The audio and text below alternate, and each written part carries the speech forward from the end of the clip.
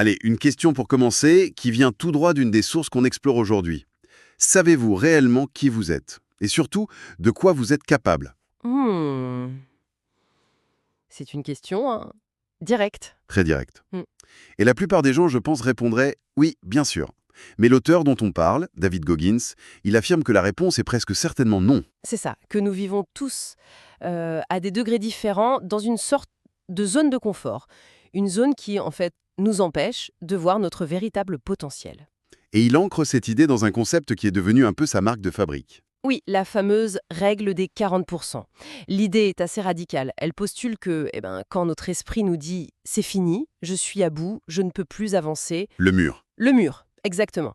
En réalité, on n'a utilisé que 40% de ce que notre corps et notre esprit peuvent vraiment endurer. Donc il resterait 60% de potentiel inexploité. Voilà, un potentiel qui est accessible, mais qui est protégé par une sorte de barrière mentale. Une barrière que notre cerveau a construite pour nous garder en sécurité, quoi. C'est une idée assez extrême quand on y pense. Que notre propre cerveau nous mente à ce point sur nos limites, c'est difficile à accepter. Complètement. Et pour y croire, je pense qu'il faut vraiment comprendre d'où vient cet homme, comment il a pu forger une telle philosophie. Oui, parce que David Goggins, ce n'est pas un coach de vie sorti d'une grande école. Loin de là. Son point de départ, c'est un véritable cauchemar. Ah oui, on parle d'un enfant qui a été maltraité, victime de racisme. À un moment de sa vie, il pesait 136 kilos. Il travaillait comme exterminateur de cafards pour un salaire de misère. On est à des années-lumière de l'image du super-athlète qu'on voit aujourd'hui. Sa photo avant-après, c'est sans doute l'une des plus spectaculaires qui existent. Absolument. Et c'est ça qui rend son livre Plus rien ne pourra me blesser si différent. Ce n'est pas une biographie classique ou un manuel de développement personnel. Non, pas du tout. Goggins, il le présente comme un ordre de mission. Un ordre adressé directement à la personne qui le lit. Et la mission est très claire. Très clair. Cesser de se voir comme une victime, affronter ses démons et se construire une force mentale inébranlable, en allant au-devant de la douleur. Il prévient dès le début d'ailleurs. La phrase est puissante. Oui. Il dit cette mission ne vise pas à faire en sorte que vous vous sentiez mieux, cette mission vise à ce que vous soyez meilleur. Toute sa philosophie est là, dans cette nuance. Pour vraiment saisir la racine de cette dureté, il faut plonger dans son enfance. De l'extérieur, c'était la carte postale du rêve américain. C'est vrai. Il a grandi dans un quartier aisé, près de Buffalo, sur une rue qui s'appelait, ironiquement, Paradise Road. Paradise Road, oui. Belle maison, piscine, une Rolls-Royce et une Mercedes dans le garage. Son père, Tronis, était un entrepreneur qui avait réussi. Sauf que cette façade, elle cachait une réalité absolument sordide. C'est le moins qu'on puisse dire. Dès l'âge de 6 ans, David et son frère étaient, il n'y a pas d'autre mot, des enfants esclaves. Ils travaillaient toutes les nuits, souvent jusqu'à minuit, 1 heure du matin, dans la patinoire que leur père possédait, le Skateland. C'est ça. Et Trunis Goggins était un homme d'une violence, d'une cruauté extrême. Il ne les voyait pas comme ses fils, mais comme sa main-d'œuvre gratuite. Une main-d'œuvre qu'il pouvait battre quand il le voulait. Le livre est rempli d'exemples qui font froid dans le dos. Il y a cet épisode en particulier, Ah oui. où il ose remettre en question un ordre de son père. Son père l'emmène à l'écart et le roue de cou avec une ceinture, en lui répétant que cette ceinture venait tout droit du Texas, juste pour le fouetter. C'était son quotidien. Une violence à la fois physique et psychologique constante. Et c'est là, je pense, que se situe le point de bascule de toute sa pensée. Exactement. Face à un tel traumatisme, la plupart des trajectoires, elles mènent à la délinquance, la dépression, une vie brisée. Il le dit lui-même, il aurait dû devenir une statistique. Bah oui, mais il a fait un choix. Et c'est ça qui est fascinant. Il a décidé de ne pas laisser ce passé le définir comme une victime. Au contraire, il l'a transformé en carburant. C'est le cœur de son message, en fait. Les obstacles, aussi terribles soient-ils, ne sont pas des excuses pour l'échec. Ils peuvent et même ils doivent devenir le moteur de la grandeur. C'est une transformation mentale incroyable. Mais on se demande forcément, comment on passe de cette mentalité de victime à ce qu'il est devenu? Ça ne se fait pas juste par la volonté. Non, bien sûr que non. Il a dû forger des outils très concrets. Et ils sont tout sauf réconfortants. Le premier, c'est le miroir des responsabilités. Oui, Et c'est d'une simplicité brutale. Le rituel, c'était de se regarder dans le miroir chaque jour et de se dire la vérité crue, sans filtre. Pas de langage positif, là? Pas du tout. C'était des phrases comme « tu es gros »,« tu es un lâche »,« tu es stupide parce que tu ne sais pas lire correctement et que tu triches à tes examens ». C'est d'une violence. On a l'impression que c'est l'opposé de tout ce que la psychologie moderne préconise. On parle de bienveillance envers soi-même, et là, On est aux antipodes. Et on pourrait croire que c'est contre-productif. C'est une réaction saine de le penser. oui, Mais il faut comprendre l'intention derrière. Ce n'est pas de l'autoflagellation pour le plaisir. Pour Goggins, c'est l'étape zéro, la destruction totale du déni. d'accord. On ne peut pas commencer à construire si les fondations sont basées sur des mensonges ou des excuses.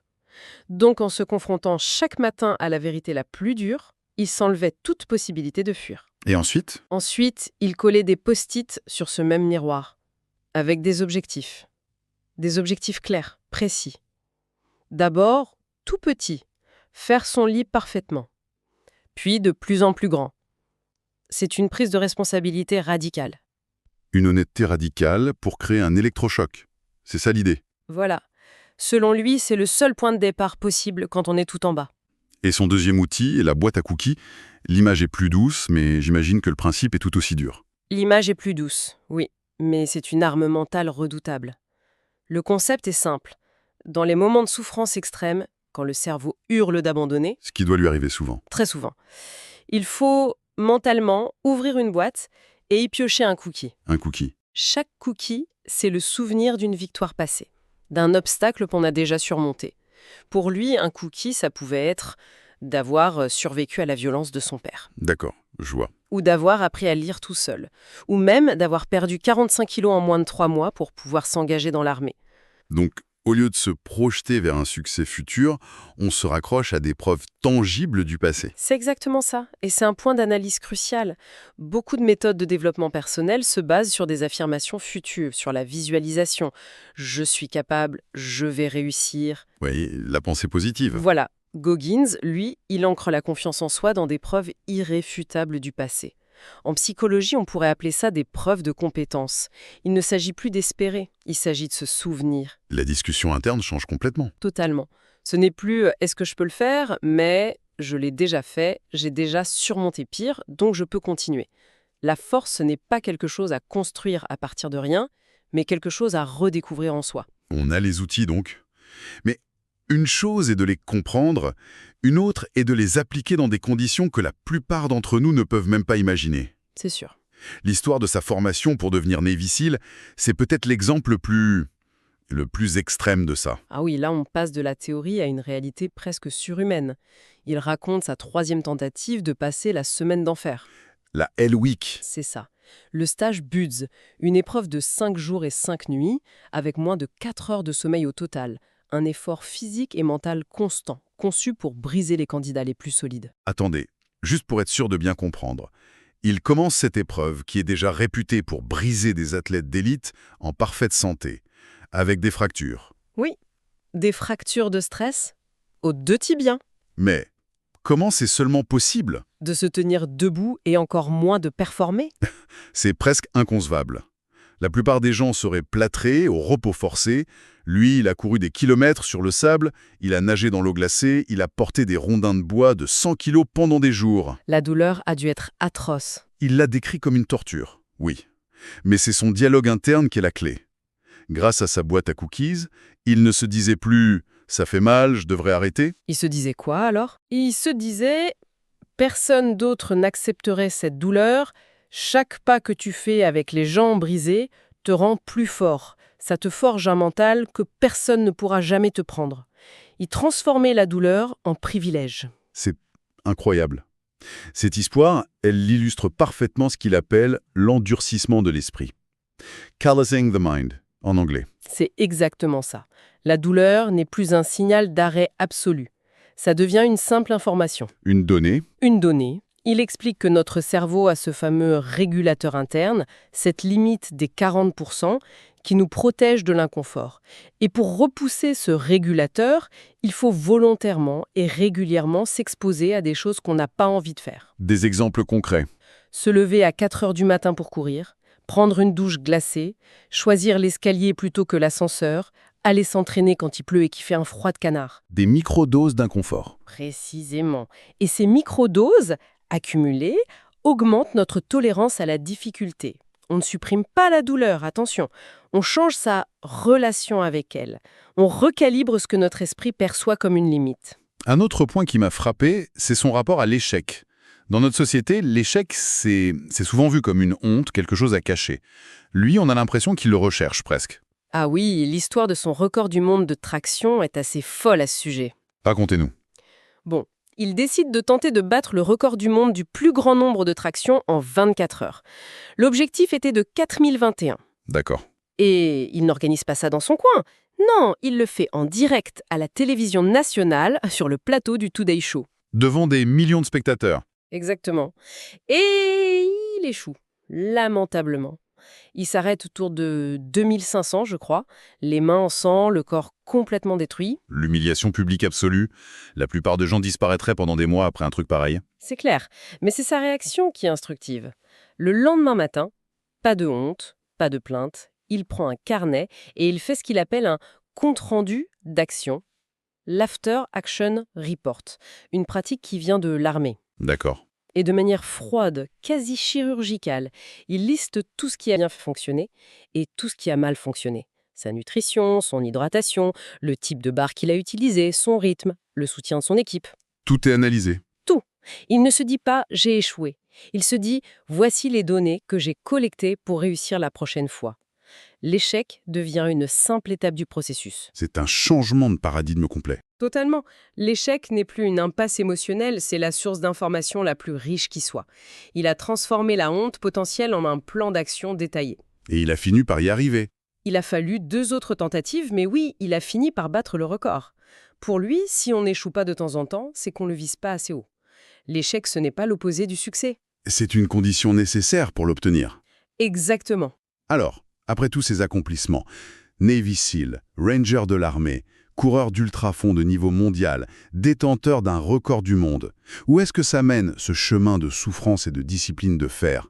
Est-ce qu'on atteint un point où on peut enfin se reposer? C'est là qu'il introduit une philosophie qui peut sembler paradoxale. Être en paix, mais jamais satisfait. En paix mais jamais satisfait. Il explique que la véritable paix intérieure, elle ne vient pas de l'atteinte d'un objectif final. Elle vient de la certitude qu'on donne son maximum chaque jour. Mais... Cette paix ne doit jamais se transformer en complaisance. Chaque matin, il considère que son compteur est remis à zéro. Ses succès d'hier ne lui donnent aucun passe-droit pour aujourd'hui. La quête ne s'arrête jamais. Ce qui résume bien l'esprit du livre. Ce n'est vraiment pas une collection de recettes pour être heureux, ou pour trouver une motivation passagère qui va durer 24 heures. Non, pas du tout. C'est une invitation à déclarer une guerre personnelle et permanente contre sa propre médiocrité, sa propre complaisance. Donc ce n'est pas pour tout le monde. Non, c'est un livre qui s'adresse à celles et ceux qui sentent qu'il y a un décalage entre la personne qu'ils sont et celle qu'ils pourraient être, et qui sont prêts à s'engager dans un travail difficile, souvent solitaire, pour combler cet écart. Le message fondamental, c'est que la grandeur, elle se trouve de l'autre côté de la souffrance. D'une souffrance qu'on a choisi d'affronter. C'est ça la nuance importante. C'est là qu'on trouve une forme de sérénité très profonde. C'est donc un livre pour ceux qui sont prêts à entendre des vérités qui dérangent et à faire le travail. Pas pour ceux qui cherchent une solution facile. Exactement. Et pour finir, il y a une pensée qui traverse tout le livre et qui pourrait être un bon point de départ pour une réflexion personnelle. On écoute. Face aux épreuves de sa vie, la plupart des gens se posent la question « Pourquoi moi ?» Une question qui nous place en position de victime. C'est ça. Goggins, lui, a transformé sa vie en remplaçant cette question par une autre, beaucoup plus puissante. Et si ? Et si? Et si j'étais capable de courir 160 km sur des jambes cassées? Et si je pouvais devenir un Navy SEAL malgré mon poids et mon passé? Et si l'échec n'était qu'une étape? Donc la question qu'il nous renvoie, à la fin? Elle est simple. Quel est le « et si » qui pourrait redéfinir nos propres limites?